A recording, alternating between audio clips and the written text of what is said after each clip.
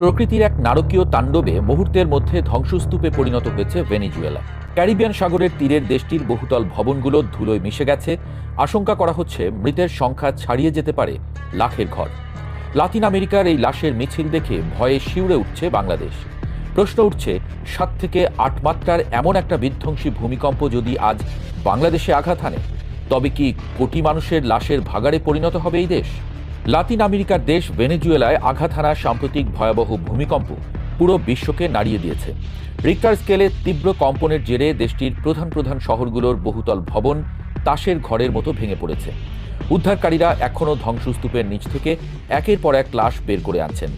আন্তর্জাতিক গণমাধ্যমের আশঙ্কা, সময় যত গড়াবে এই মৃত্যুর মিছিল লাখের কোটা ছাড়িয়ে যাবে। ভেনেজুয়েলায় এই ট্র্যাজেডি ঢাকার নীতি নির্ধারকদের কপালে চিন্তার ভাঁজ ফেলে দিয়েছে। কারণ ভূতাত্ত্বিক অবস্থান এবং অপরিকল্পিত নগরায়নের কারণে বাংলাদেশ এই মুহূর্তে বিশ্বের অন্যতম প্রধান ভূমিকম্প ঝুঁকিপূর্ণ দেশ।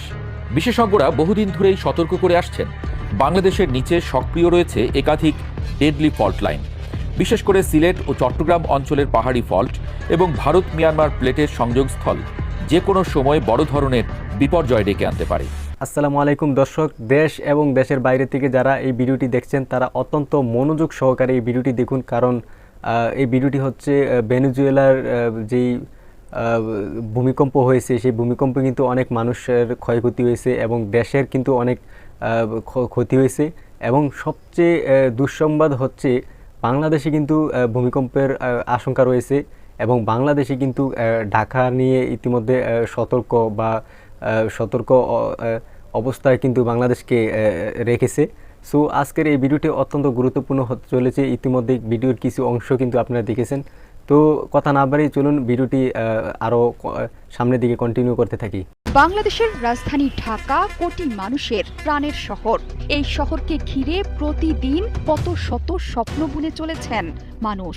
কর্মসংস্থান, শিক্ষা, অফিস কিংবা আধুনিকতার ছোঁয়ায় অট্টালিকার পাহাড়ে ঘেরা এক নগরী। নানা কারণে এখানে স্থায়ী আবাস করতে প্রতিদিনই ভিড় জমাচ্ছেন হাজার হাজার মানুষ। কিন্তু এই ঢাকার সামনের দিনের বাস্তবতার কথা শুনলে শিউরে উঠবেন নগরবাসী। কল্পনাতীত এক বিপদের সামনে দাঁড়িয়ে রাজধানী, সেটি হচ্ছে মাটির নিচের জাগ্রত এক মহাশক্তি, যেখানে শত শত বছর ধরে জমানো শক্তি বিস্ফোরণের অপেক্ষায়। সাম্প্রতিক সময়ে ঢাকা সহ দেশের বিভিন্ন স্থানে একাধিক ভূমিকম্পই যার বড় প্রমাণ। এর মধ্যে কয়েকটির উৎপত্তিস্থল রাজধানীর খুব কাছে। এটাই উদ্বেগের মূল কারণ। সবশেষ ভূমিকম্প হয়েছে গত ২২ জুন রাতে। রিক্টার স্কেলের মাত্রা ৪। উৎপত্তিস্থল ঢাকা থেকে মাত্র ১৬ কিলোমিটার দূরে নারায়ণগঞ্জের রূপগঞ্জে।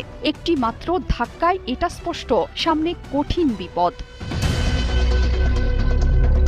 চলতি বছরের ১ ফেব্রুয়ারি গাজীপুরের কালিয়াকৈরে ৩.২ মাত্রার কম্পন। গত বছরও শক্তিশালী এক ভূমিকম্পের সাক্ষী হয় রাজধানী। ৫.৭ মাত্রার ভূমিকম্পের উৎপত্তিস্থল নরসিংদীতে, যা ছিল কয়েক দশকে দেশে হওয়া অন্যতম শক্তিশালী কম্পন। এমন পরিস্থিতিতে প্রশ্ন উঠেছে, ঢাকার কাছেই এত ভূমিকম্পের মানে কি? এগুলো কি কেবল স্বাভাবিক টেকটনিক প্রক্রিয়ার অংশ, নাকি ভবিষ্যতের বড় ভূমিকম্পের ইঙ্গিত? বাংলাদেশের অবস্থান ইউরেশিয়ান ও ইন্ডিয়ান প্লেটের সংযোগস্থলের মাঝামাঝিতে, অন্যদিকে বার্মিজ প্লেট। এই ৩ প্লেটের সংযোগের কারণে দেশে বারবার ভূমিকম্প। বিশেষজ্ঞরা বলছেন, সবচেয়ে উদ্বেগের বিষয় ঐতিহাসিকভাবে ৭ বা তার বেশি মাত্রার ভূমিকম্প তৈরি করতে সক্ষম এসব ফল্ট। বাংলাদেশে আছে দুটো চিহ্নিত ব্লাইন্ড ফল্ট, একটি ময়মনসিংহে, অন্যটি রংপুরে। যেহেতু এসব ফল্ট লাইন শনাক্ত করা কঠিন, সেজন্য সতর্কবার্তাও পাওয়া যায় না। আর ঢাকার জন্য সবচেয়ে বেশি বিপজ্জনক হতে পারে এসব ব্লাইন্ড ফল্ট। সবচেয়ে ভয়ের ব্যাপার হলো খুব কাছেই ৭ মাত্রার ভূমিকম্প। এখন সেটি কখন আসবে তা নিশ্চিত করে বলতে পারছেন না বিশেষজ্ঞরা। তবে ধারণা করা হচ্ছে এই ভূমিকম্প আসতে ২০ বছরও সময় লাগতে পারে। বাংলাদেশে বড় কোনো ভূমিকম্প হলে ক্ষতি হতে পারে কয়েক বিলিয়ন ডলার। সেই সাথে লাখ লাখ মানুষের প্রাণহানির শঙ্কা তো আছেই। তবে মধুপুরের লালমাটির একই গড়নের যেসব এলাকা আছে সেগুলো তুলনামূলক নিরাপদ। এর মধ্যে আছে রমনা, মগবাজার, নিউ মার্কেট, লালমাটিয়া, খিলগাঁও, মতিঝিল, ধানমন্ডি, লালবাগ, মিরপুর, গুলশান এবং তেজগাঁও। অন্যদিকে সরু রাস্তার কারণে সবচেয়ে ঝুঁকিপূর্ণ পুরান ঢাকা। বিশেষজ্ঞরা বহুদিন ধরেই সতর্ক করে আসছেন, বাংলাদেশের নিচে সক্রিয় রয়েছে একাধিক ডেডলি ফল্ট লাইন, বিশেষ করে সিলেট ও চট্টগ্রাম অঞ্চলের পাহাড়ি ফল্ট এবং ভারত মিয়ানমার প্লেটের সংযোগস্থল যে কোনো সময় বড় ধরনের বিপর্যয় ডেকে আনতে পারে। ভূতত্ত্ববিদদের মতে দেশে 7.5 থেকে 8 মাত্রার একটি ভূমিকম্প হলে রাজধানী ঢাকা সহ প্রধান শহরগুলোর প্রায় 70% ভবন সরাসরি ক্ষতিগ্রস্ত হবে।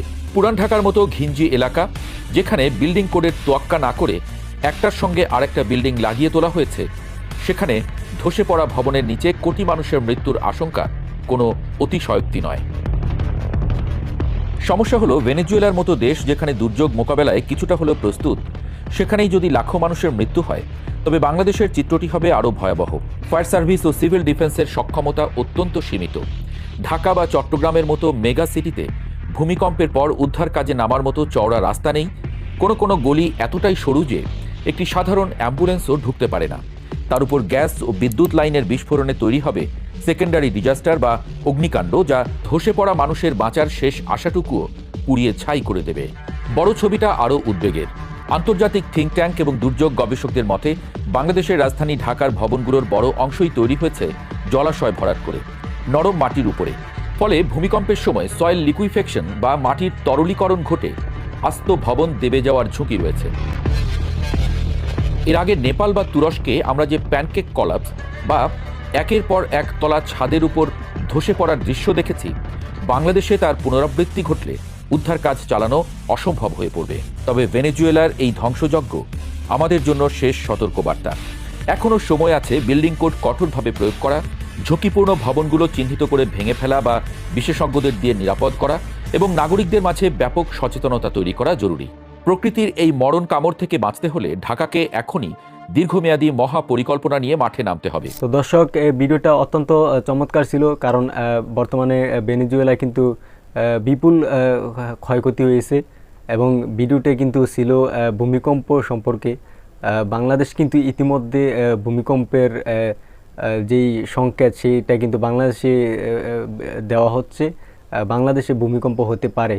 সো আমাদের এই ভিডিওটা আপনারা যারা দেশ এবং দেশের বাইরে থেকে এতক্ষণ কন্টিনিউ করেছেন তাদেরকে অনেক অনেক ধন্যবাদ। এবং আপনারা যারা এইরকম ভিডিও পছন্দ করেন তারা অবশ্যই আমাদের এই চ্যানেলটি সাবস্ক্রাইব করে রাখুন আর এই ভিডিওতে একটি লাইক করে দিন।